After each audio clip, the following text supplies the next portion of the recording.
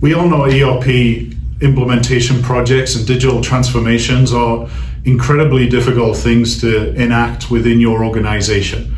But today we're going to cover a few facts that provide some insight into that and what we might be able to do to mitigate some of the risks. My name is Aaron Patterson and I'm the Executive Vice President of Third Stage Consulting. We're an independent specialist consulting firm that assists organizations with their ERP and digital transformation projects. Third Stage has a global presence. We have an office in Europe, which I'm responsible for. I manage that office. That's in the UK. We also have offices in Asia Pacific and in North America as well. Please see below in the description for any links to any reports that are referenced and some other information that's relevant to this topic. So what are some of the key facts around ERP implementations? Perhaps the most surprising one is that 70 to 80% of all ERP implementations are actually considered failures. And that's not just something that we've seen in the industry. Multiple reports over the years from major institutions like McKinsey or PwC or Accenture, Gartner as well, have indicated that there is an incredibly high failure rate for these types of projects. And what does failure actually mean? Well, there's a number of different things. Does that mean it's not on time, it's not on budget, or did they not actually realize the business benefits that they were looking to achieve when they embarked on this implementation or transformation? And that is a huge number, and that's something that really needs to be addressed in the industry. So what we really want to know is, how do we actually avoid failure? Well, you'll be able to find a number of different strategies and techniques in our digital report that's listed below in the description. So please click through and look at that, and we'll provide some additional strategies. And now let's get on to the next fact. The next fact we're going to cover around ERP implementations and digital transformation is around the actual operational destruction. This is pretty crazy, but reports say, and this has been consistent over a number of years, that 52% of organizations face some major level of organizational or operational disruption during go live of major transformation projects. 52%. That's more than half of all implementation projects, which is pretty crazy. So what is the operational disruption that we're actually talking about? It's not minor things. It's not things that are typical as part of any large IT implementation that have to be addressed but can in the next day or two. This relates to some major things like closing the books on a monthly basis. That's a key one. Not being able to ship products to your customer, or even not being able to successfully complete a payroll run and paying your employees.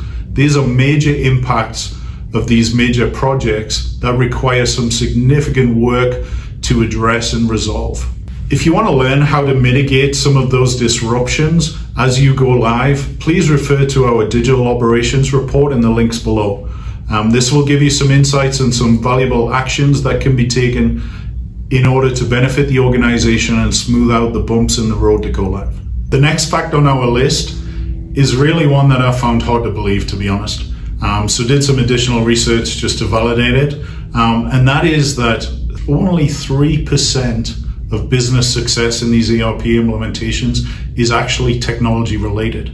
And what that means is, really, if you look at it the other way around, 97% of implementation success and business value is created not through technology, but through everything else related to that program.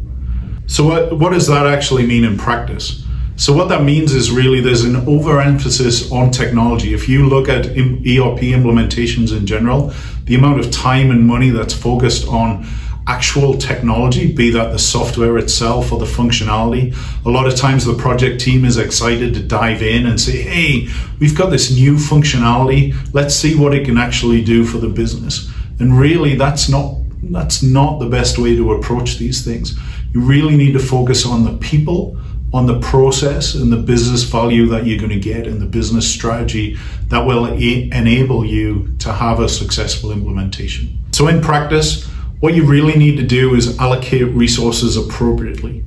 So that means focus your time and your money on the things outside of technology to ensure an ERP implementation success. Our next statistic is around user adoption. If you can believe this, only 13% of organizations embarking on an ERP implementation measure the results of their success via user adoption after the project is completed.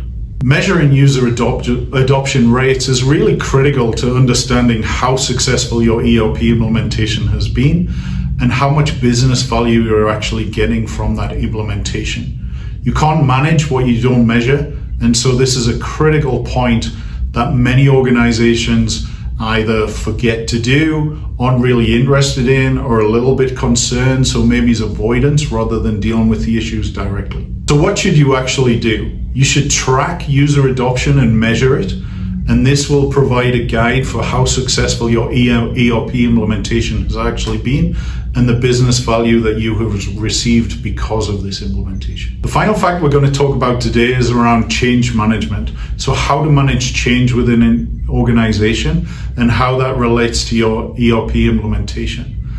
As we've already heard through a number of the previous facts and from some of the conversations that we have with both C-level executives and project managers who are running these large implementation programs, number one issue and the number one thing that they wish they had knew before they started on these implementation projects was around change management, and the fact that change management really is the key to a successful implementation.